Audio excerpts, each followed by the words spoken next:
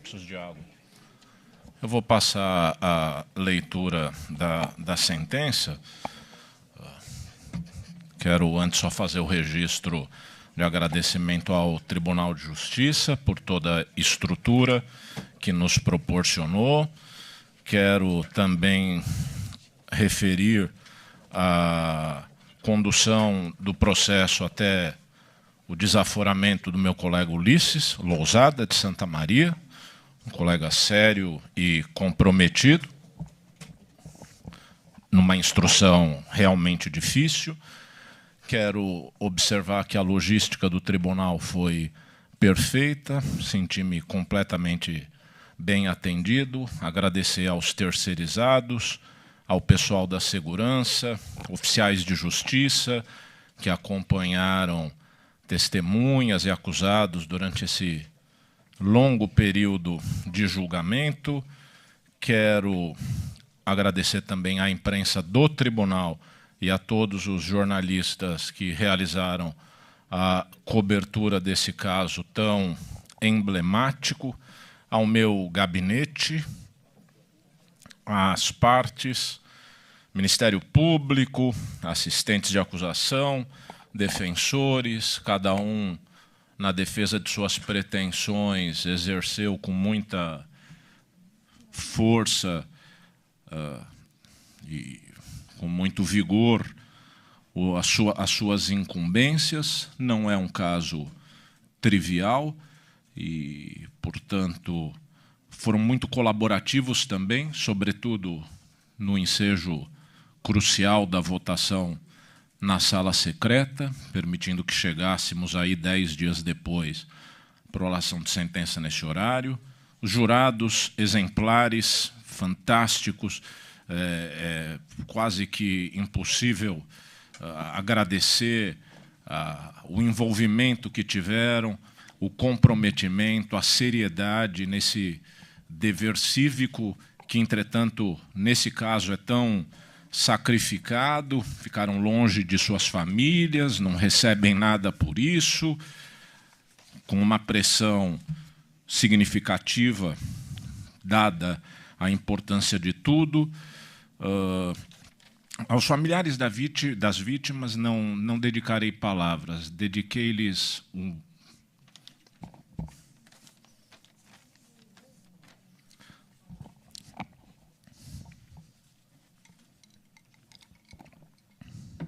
o meu trabalho de juiz. A sentença é longa e, portanto, não vou ler inteira, acho que é desnecessário. Vou fazer algumas referências, mas ela será juntada ao processo. É pública, digo, o caminho percorrido até aqui revelou variados percalços, mas concluído o julgamento pelo júri, colhe-se agora o ensejo para a prolação da decisão, com a qual se fixam as penas e dão-se as demais diretrizes. Na conformidade da votação realizada pelo Conselho de Sentença, declaro condenados os réus Elissandro, Mauro, Marcelo e Luciano, e, como corolário do veredito, passo a aplicação das penas. E tenho uma breve nota sobre as dificuldades inerentes do caso da Boate Kiss e da necessidade que proclamo, porque é um caso de expressão nacional, de que reflitamos sobre o tribunal do júri. Há diagnósticos realizados acerca da demora dos julgamentos, decorrentes de causas estruturais e que demandam efetivamente mudanças legislativas.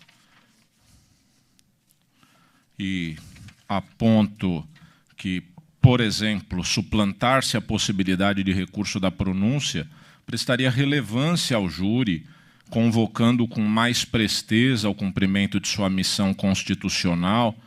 E, se suspeitamos, para muitos a assertiva pode parecer chocante, nunca se pode deixar de anotar a perplexidade com a realização de julgamentos ocorridos muitas vezes há quase uma década. E digo, o direito, e sobretudo o direito penal, não há de voltar os olhos apenas àquele que delinquiu, senão que lhe cabe a finalidade de ajustar as expectativas da comunidade, evitando frustrações e descréditos que afetam a confiança no sistema da justiça. Para ingressar propriamente o campo da fixação das penas, é imperioso dar-se destaque à circunstância de que, no caso, desde sempre, a imputação versou o designado dolo eventual. Para a conclusão que se tirará, cumpre sobre isso fazer-se algumas considerações. E aqui trato de questões doutrinárias que são realmente desnecessárias de ler nesse momento, fazendo referência a temas que, inclusive, foram debatidos em plenário, mencionando que a ausência de oposição interna do autor frente à lesão do bem jurídico, quando essa lesão afigura-se possível, já encaminha o dolo eventual. Por isso que autores como Faria Costa mencionam que o merecimento da pena nos casos cometidos sob o pálio do dolo eventual não se encontra na atitude de patente hostilidade para com o direito, mas sim na, aspas, posição moral e na postura ética de acomodação ou indiferença face ao resultado proibido. Ou seja, e aí sou eu dizendo, a ordem jurídica parece querer não só que o agente não tenha uma posição de repúdio e de negação para com os valores que a norma penal cristaliza, como também, aspas, não quer que ele assuma uma posição de indiferença face à violação das normas penais. Assim é que a ordem jurídica, ao fazer com que a indiferença axiológica se equipare à própria assumida negação de valores, dá conta de que, e vejam o que diz, o viver em comunidade não pode ser só o andarilhar nas suas margens, mas tem de ser também o mergulhar nas suas raízes. E aí sigo com referências que realmente dispenso para concluir que, apesar de tratarmos de dolo eventual, este, como tal, foi intenso, e isso repercutirá no nível da aplicação da pena. E aí digo, a intuição primeira que se poderia extrair de um cotejo entre o dolo direto e o dolo eventual apontaria para um juízo mais desfavorável do primeiro, ou seja, o dolo direto em relação ao segundo, isto é, o dolo eventual. O dolo direto parece mais grave. O objetivo agora é o de afastar esse entendimento, assinalando que no nível da punição não há nada que determine ou estimule a cogitação de que o dolo direto é, só por si, necessariamente mais grave do que o dolo eventual. Primeiro, por uma razão normativa. Nosso Código Penal, ao definir o que são os crimes dolosos, limita-se a indicar que se cuidam daqueles casos em que o agente quis o resultado ou assumiu o risco de produzi-lo. De modo que, no plano da legislação, basta o querer o resultado ou a assunção do risco de produzi-lo para que se configure um crime doloso, que, como tal, receberá a respectiva sanção. Nada aponta para um alvitre, segundo o qual o dolo direto afigurar-se-ia mais ou menos grave do que o dolo eventual. E, num caso como o presente, é preciso referir que se está diante da morte de 242 pessoas, circunstância que, na órbita do dolo eventual, já encerra imensa gravidade, ficando até mesmo difícil supor a possibilidade de que fatos assim ocorram sob a modalidade do dolo direto, visto que a produção da morte de tão vasto número de indivíduos, quando o agente quer diretamente o resultado, muitas vezes se convola noutros tipos penais, como seja o terrorismo, o genocídio e outros envolvendo um conjunto tão plural de vítimas, o que quase permitirá dizer que, em situações catastróficas e de produção da morte de um expressivo número de pessoas, o dolo eventual já é, ele mesmo, o elemento subjetivo de maior gravidade, porquanto, se de dolo direto se tratasse, muito provavelmente estaríamos diante de outros modelos de crimes. Mas não é só. Em termos doutrinários, já aqueles que preconizam o próprio abandono do dolo eventual. E aí faço referências nesse sentido para dizer que o dolo é uma atribuição. E vou pular, referindo que, num sistema jurídico em que a discussão é transportada para integrantes da comunidade, leigos, como é o júri, E sem estudos aprofundados em direito penal, como sucede com o júri, parece adquirir maior relevo a ideia de que o dolo possui sentido atributivo, não se confundindo com qualquer estado mental, nem tampouco com um dado psicológico qualquer. O dolo se atribui, adscreve, de acordo com a constatação de determinados indicadores e não se determina, descreve. Estou citando um autor brasileiro, Wagner Marteletto. Numa palavra, o dolo é um conceito jurídico que deve ser ajustado à moldura normativa, isso é muito importante, a partir dessa premissa de ratio punitiva. Outro autor brasileiro, moderno, Eduardo Viana. E aí sigo, não olvidemos que o alcance da moldura normativa não se afasta dessa premissa concernente à punição. E sigo fazendo considerações sobre a pena, realmente vou acelerar. Devo lhes dizer que, como juiz do júri, sempre trago para plenário, sobretudo num caso desse, modelos de todas as sentenças possíveis.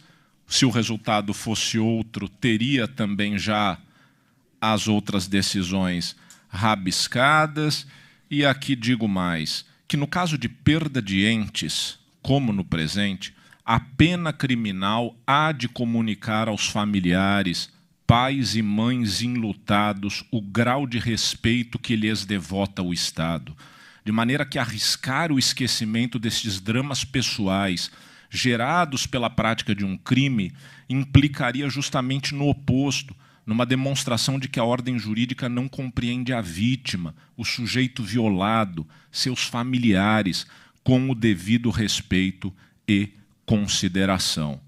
E menciono que mesmo um juiz do júri acaba se deparando inumeráveis vezes com pais ou mães que comparecem em audiências ou plenários chorando a morte de seus filhos.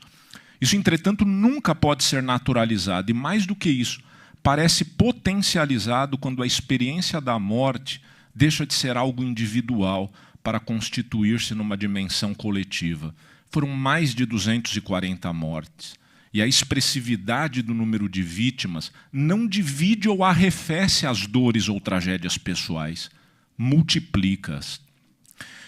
E aqui surge uma questão relevante que faço já como justificativa do montante de pena a que chegarei, dando conta de um sistema como é o nosso, que consagra mecanismos de progressão e etc., mas me dispensarei de ler. Começo a ingressar na aplicação das penas, dizendo que a culpabilidade dos réus é elevada, mesmo em se tratando de dolo eventual, e dou as razões em várias páginas daquilo que semeia a figura relevante a isso. Menciono também questões relacionadas a outras diretrizes do artigo 59 do Código Penal, no âmbito dos motivos, não obstante o afastamento da qualificadora pelo tribunal, dou razões para considerar a motivação do crime como tendente a desfavorecer a avaliação dos acusados. E digo aqui, inclusive, que os acusados Elisandro e Mauro exerciam atividade profissional relacionada com a Boate Kiss e também no que se trata dos demais acusados. Cumpre avaliar circunstâncias peculiares do evento, a presença de intenso sofrimento. Permito-me sequer ler, mas menciono que quem num exercício altruísta, por um minuto apenas, buscar colocar-se no ambiente dos fatos, haverá de imaginar o desespero, a dor, o padecimento das pessoas que, na luta por sua sobrevivência, recebiam, todavia, a falta e a ausência de ar, os gritos e a escuridão, em termos tão singulares que não seria demasiado qualificar-se tudo o que ali foi experimentado ao modo como assentado pela literatura. O horror. O horror. E aí cito algumas vítimas, algumas declarações de vítimas sobreviventes, e digo, a intensidade do sofrimento é circunstância peculiar dos crimes. E o seu reconhecimento não está adstrito à cobertura do próprio elemento subjetivo. Quem deflagra o processo causal, ou seja, realiza as condutas aptas à eclosão de determinado resultado, há de suportar os dados colaterais que lhe sejam respectivos, pois se assim não fosse, as particularidades e singularidades dos crimes correriam por conta das próprias vítimas, e elas são vítimas. Menciono aqui o livro de Daniela Arbex, falo sobre a idade dos mortos, na sua grande maioria pessoas na faixa de seus 20 e poucos anos. Importante esse aspecto, sobretudo se cotejado com aquilo que vai ser retirado dos acusados em decorrência de suas condutas. Todos os réus seguramente terão ainda tempo para cultivar as suas famílias, desenvolver as suas amizades, viajar, conhecer pessoas, participar de festas, eventos, amores e desamores, nessa trajetória cheia de mistérios e maravilhas que é a vida. Nada disso caberá às vítimas. Sequer é possível um cálculo instrumental sobre a idade de cada qual e a expectativa de vida que teriam para chegarmos ao quanto de tempo lhes foi subtraído. Basta dizer que é muito, e este muito, enfatizo, não lhes foi retirado por obra do acaso, por um raio, um terremoto, um tufão ou um furacão. Trata-se de obra humana, a exigir do Estado o chamamento à consequente responsabilidade. Daniela Arbex, no ponto, indica tratar-se de mais de 9.000 anos potenciais de vida perdidos, considerando essa expectativa de vida do brasileiro em torno de 75 anos. As consequências são gravíssimas para a comunidade de Santa Maria, para os pais, e aqui repristino a citação de Chico Buarque, já feita em plenário, na exposição do Ministério Público, pedaço de mim, metade arrancada de mim, que saudade é revés de um parto, saudade é arrumar o quarto do filho que já morreu. Sigo falando das consequências para as vítimas sobreviventes, mencionando inclusive aquelas que depuseram em plenário.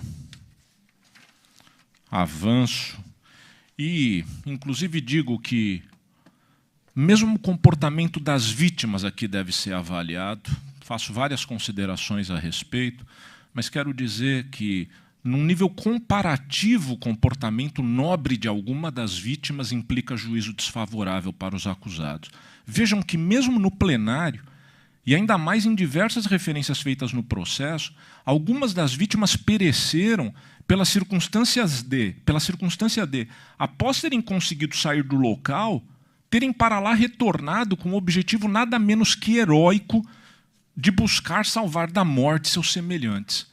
Tal comportamento no cotejo com aquele adotado pelos réus, e mais que isso, decorrente de toda a efeméride derivada do comportamento dos acusados, faz pungente a necessidade de considerar-se aqui como desfavorável o comportamento que os acusados tiveram. Aqui estou deixando de lado a avaliação sobre a personalidade, citando toda referência, mas menciono algo que surgiu aqui. Nos Estados Unidos, já nesse século XXI, houve um caso semelhante ao presente, na boate Day Station. Morreram 100 pessoas, havendo mais de 200 feridos. Apesar de ter havido uma espécie de acordo, que aqui não vem ao caso, o magistrado levou em conta, com muita ênfase, o fato de um dos réus ter escrito à mão cartas para as pessoas, para as vítimas. Isso não aconteceu aqui. A expressão de compadecimento para com as famílias enlutadas, por certo, distingue traço de personalidade a ser sopesado no ensejo da sentença, como se deu naquela hipótese. No Brasil, isso, entretanto, é difícil fazer. Parafraseando Comte Sponville, partilhar o sofrimento do outro não é aprová-lo e nem compartilhar as suas razões.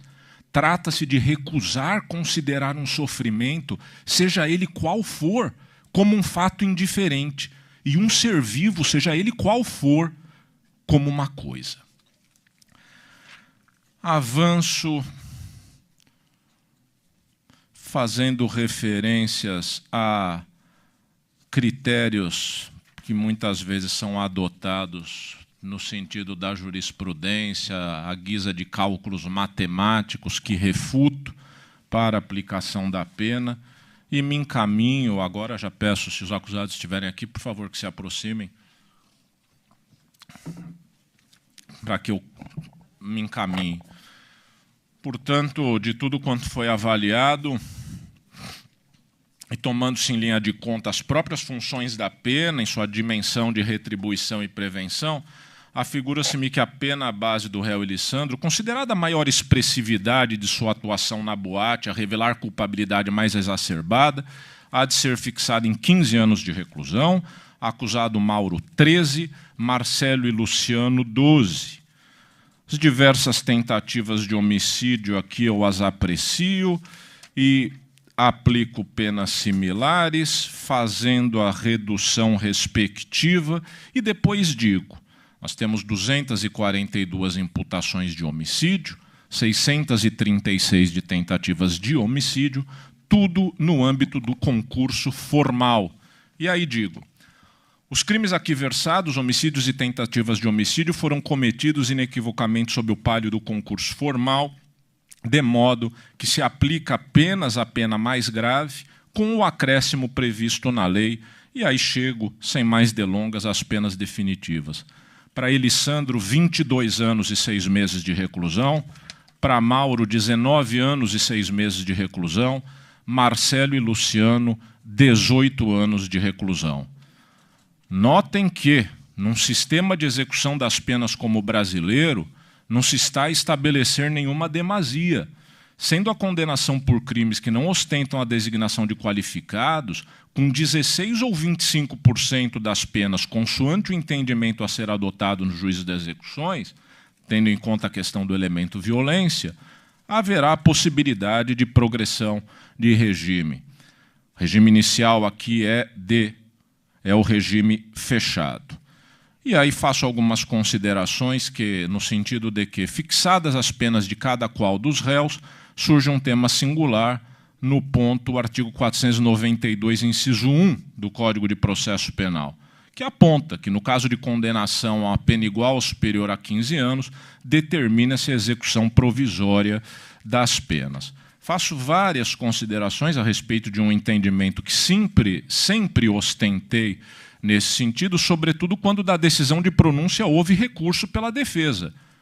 Uma vez que mantida a remessa do réu a plenário, intuitivamente revelou presentes os indícios de autoria, de sorte que, com a condenação e já sendo firme o juízo do tribunal sobre esses mesmos indícios, tanto que mantida a pronúncia, pelo mérito, especula-se, nenhum recurso ensejará provimento. O contrário desvirtua a lógica. Não é sem razão que, em julgamento recente, o Supremo Tribunal Federal, o relator ministro Roberto Barroso, traçou razões nessa mesma linha.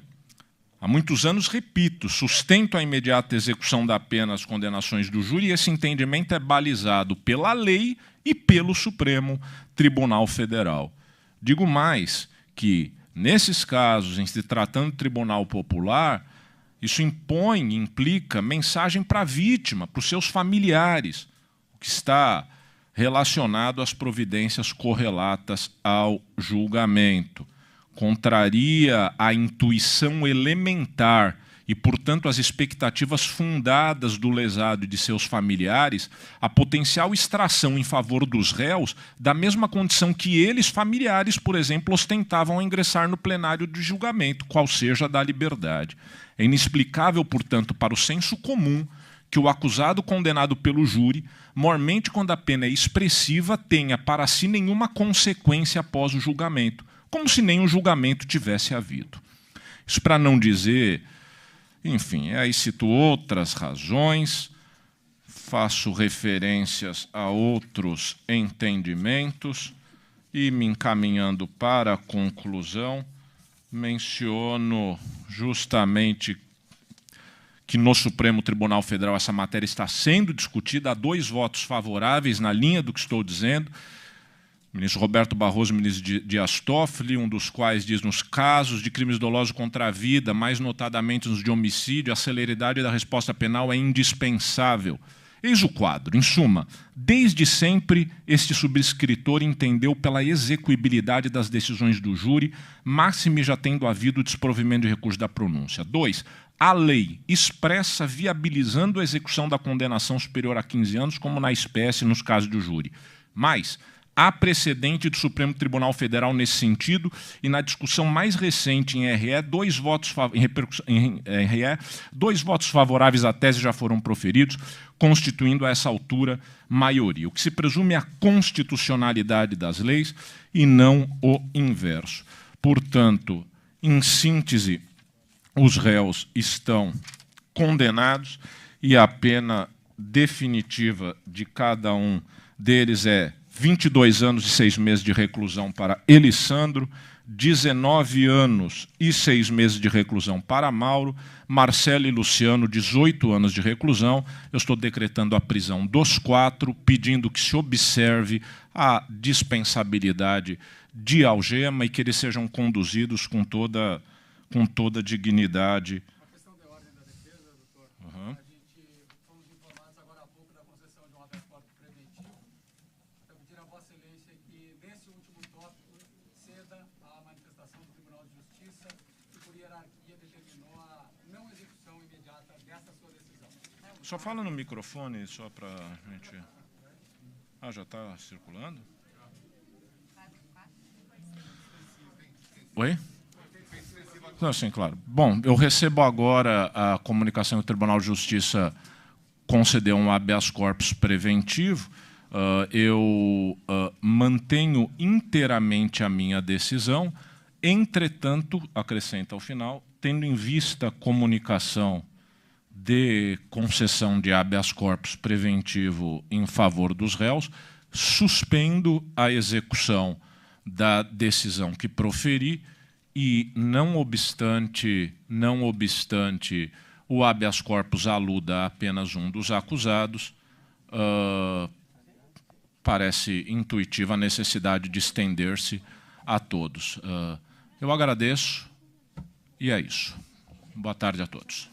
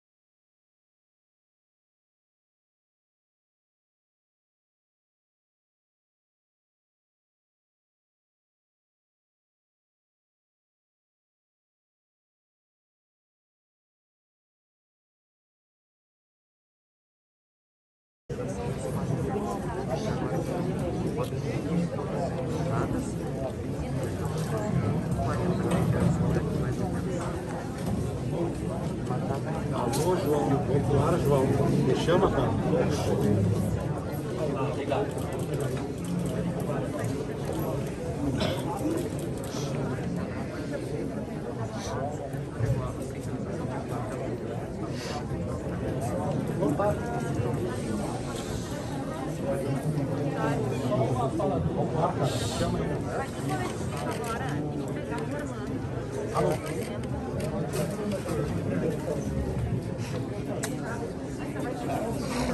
Muito bem, André, está chegando bem esse É um agradecimento a cada mãe, cada pai. Alô, André? Eu sei que durante esses 8 para 9 anos nós passamos por momentos muito difíceis, enfrentando recursos, decisões e chegamos na reta final, conseguimos, né, junto com o Ministério Público, assistência de acusação, trazer de volta esses réus para que eles respondessem ao júri popular. Nós não temos aqui hoje momento nenhum para comemorar, a não ser o momento da comemoração da conquista da justiça, para mostrar para aquelas pessoas que nos taxavam como pessoas vingativas e rancorosas, isso nunca foi verdade. Nós sempre lutamos pela justiça e isso prevaleceu, até porque no nosso coração é tão grande o amor que nós temos por cada um dos nossos filhos, que esse sentimento mesquinho e pequeno que chamam de vingança jamais teria o mínimo de lugar. Então, essa vitória hoje, essa vitória não é nossa, essa vitória é da população, né, para que isso sirva de lição para alguns empresários, né, que tomem tempo e sabem que agora em diante eles têm possibilidades, aqueles que falharem, de serem punidos. Que sirva de exemplo para que tragédia como essa daqui nunca mais se repita. Isso aí.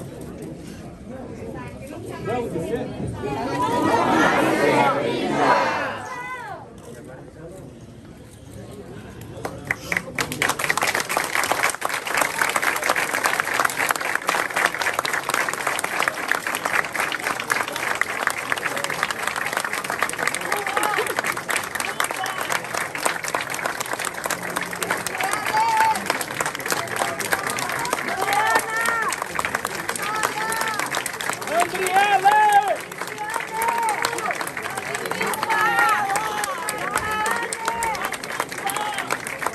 Alexandre!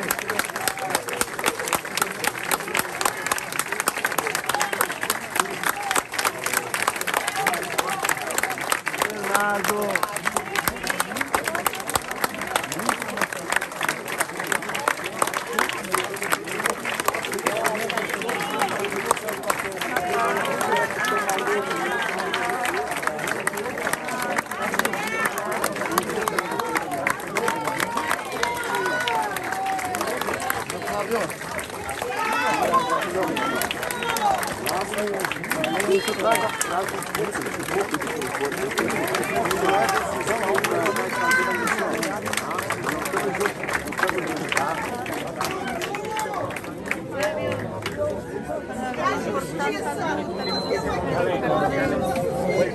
Era o que você esperava.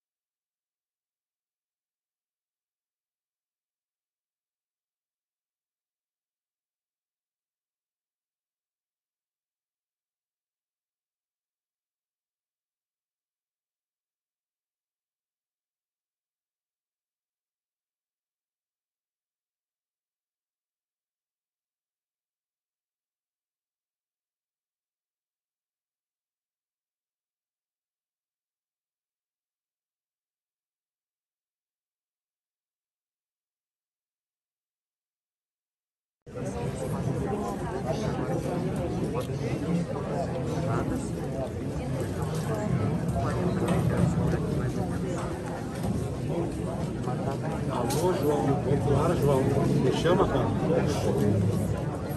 Legal.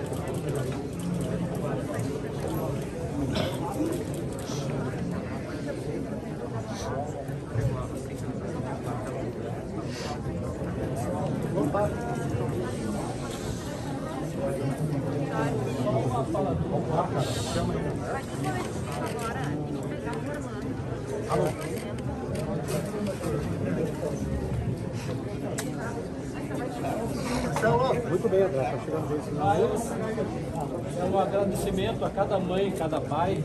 Alô, André? Eu sei que durante esses 8 e 9 anos nós passamos por momentos muito difíceis, enfrentando recursos, decisões e chegamos na reta final, conseguimos, né, junto com o Ministério Público.